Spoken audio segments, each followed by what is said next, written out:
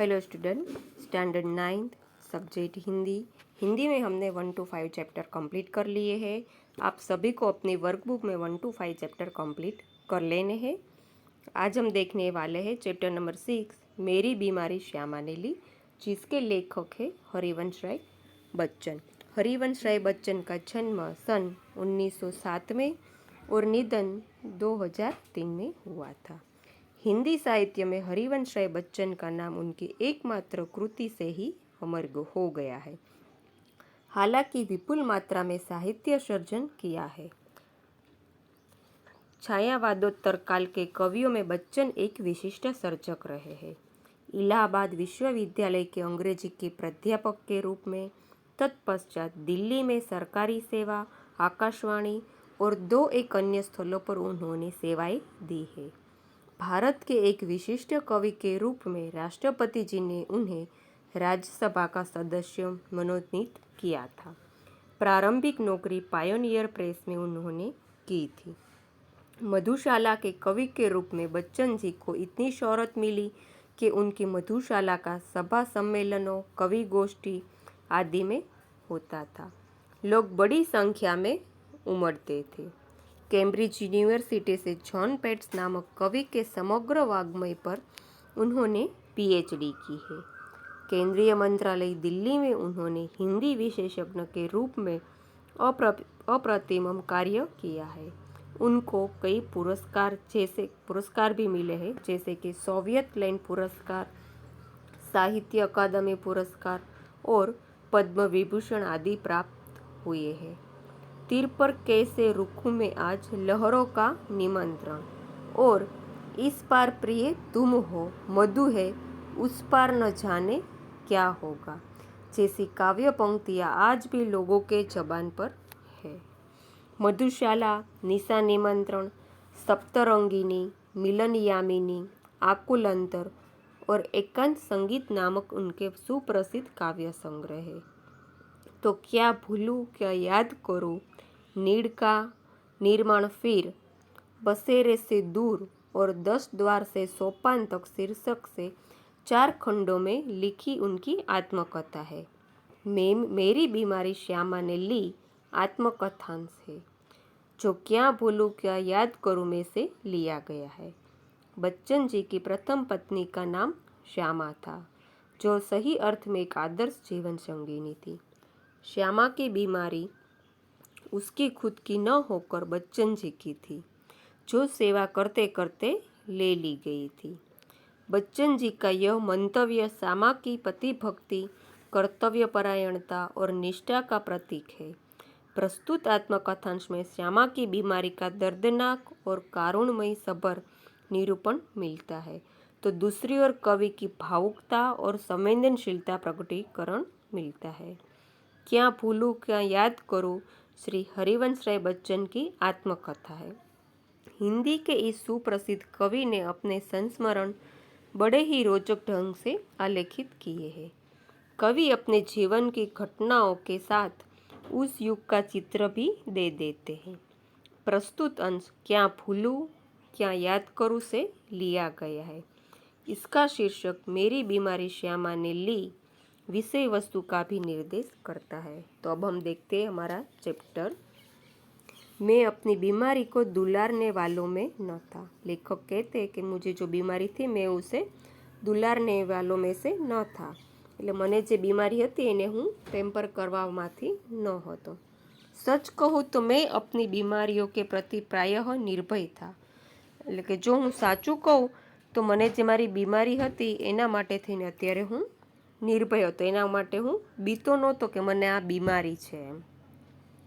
शायद मैंने गांधी जी के ही लेख में कहीं पढ़ा था कि बीमार होना अपराध है। એટલે લેખક એવું કહે છે કે મેં કંઈક કદાચ ગાંધીજીના જ કોઈ લેખમાં એવી જ વાંચ્યું હતું કે બીમાર થવું એ એક अपराध છે। हमें तो शरीर दिया गया है, उसे हम स्वस्थ न रखें तो हम अपराधी तो है ही। એટલે લેખક એવું કહે છે કે આપણને જે શરીર મળ્યું છે એને આપણે જો સ્વસ્થ ન રાખી શકીએ, એનું ધ્યાન ન રાખી શકીએ तो આપણે अपराधी થયા ને એમ। मैं इस तर्क को कुछ और आगे ले गया था। હું આ દલીલને થોડી વધારે આગળ લઈ ગયો હતો. અપરાધી કો દંડ દેના ચાહીએ. જે અપરાધી છે એને દંડ દેવો જોઈએ. મુझे जब कभी छोटी मोटी बीमारी होती, એટલે લેખક કહે છે કે મને જ્યારે નાની મોટી કોઈ બીમારી થાય, કઈ जुकाम, बुखार, ખાંસી, સિરદર્દ, તો મેં ખાટ પર ન લેટતા. એટલે લેખક એવું કહે છે કે જ્યારે મને નાની મોટી કોઈ બીમારી થાય, શરદી થાય, ખાંસી થાય, માથું દુખે, તો હું કંઈ સૂઈ જતો નહીં, પલંગ ઉપર સૂઈ જતો નહીં. ઓર भी अपने से काम लेता. જ્યારે મને આવી કોઈ નાની મોટી બીમારી થાય ત્યારે હું આરામ ન કરતો, ત્યારે પણ હું મારા શરીરથી કામ કરતો. मुझे भरे भट्ट बुखार में अपनी रात की ट्यूशन पर जाने की याद है. મને સખત તાવ હોય ત્યારે પણ મને યાદ છે કે હું રાત્રે ટ્યુશન કરાવવા જતો. बुखार की गर्मी और तेजी में तो मैं और जोश से पढ़ा था. બુખારની હિસાબે જ્યારે તાવની હિસાબે મારું શરીર જ્યારે ગરમ થઈ જાય તો એ તાવની તેજીમાં તો હું વધારે જોશથી ભણાવતો. મજદૂરી કરકે રોટી કમાને વાલે કો બીમાર પડને કા ક્યાં અધિકાર હે. એટલે લેખક એવું કહે છે કે જે મજૂરી કરી અને એના ઘરથી પછી એનું ઘર ચાલે છે, રોટી બને છે, ખાવા પીવાનું બને છે, એ લોકોને મજૂર હોય એ લોકોને બીમાર પડવાનો અધિકાર નથી. બીમારી अमीरों की हरमजदगी है, गरीबों को उससे अपने पीछे न लगाना चाहिए. એટલે લેખક કહે છે કે બીમાર પડવું એ અમીર લોકોને પોસાય, પણ ગરીબ એની પાછળ ગરીબ જે હોય એને પોસાય નહીં. ગરીબ હોય એને એની પાછળ લાગવું જોઈએ નહીં. लिखने में तो ऊंचा बुखार मुझे सब तरह से सहायक. જ્યારે લેખક એવું કહે છે કે જ્યારે મને વધારે તાવ હોય ત્યારે તો મને જાણે લખવા માટે થઈને તાવમાંથી પ્રેરણા મળતો હોય એવું, એને સહાયક હોય, મદદ કરતો હોય એવું લાગે છે. પ્રેરક ઓર પ્રોત્સાહક લખતા. ત્યારે મને જ્યારે એમાંથી પ્રેરણા મળતી હોય અને તાવ આવે ત્યારે હું વધારે પ્રોત્સાહિત થતો હોય એવું મને લાગે છે. એક તરફ કી આગ. તાવની હિસાબે શરીર તો ગરમ થઈ જ જાય, પણ એટલો જોમ જુસ્સો ચડે કે જ્યારે મારામાં આગ ઉત્પન્ન થઈ ગઈ હોય લખવા માટે થઈને, એવું લેખક કહે છે.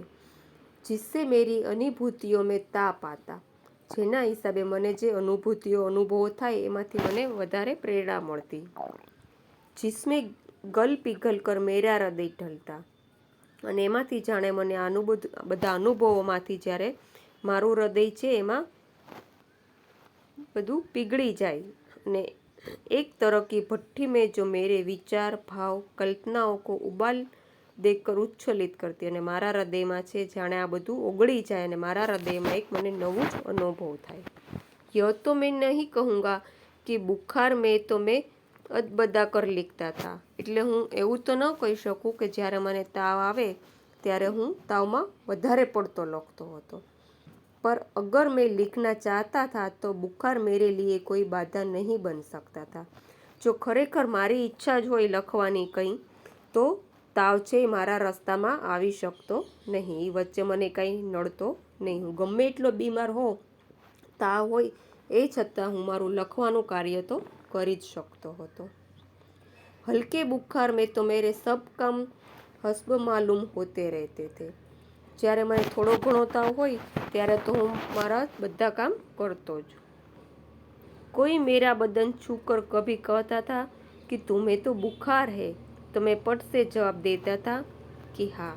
જ્યારે કોઈ મારું શરીર અડે તો ત્યારે મને તરત કોઈ કહે કે તમને તો તાવ છે, ત્યારે હું તરત જ એમને જવાબ આપતો, બુખાર હે ઓર મેં ભી હું, કે હા ભલે ને તાવે છે અને હું પણ છું.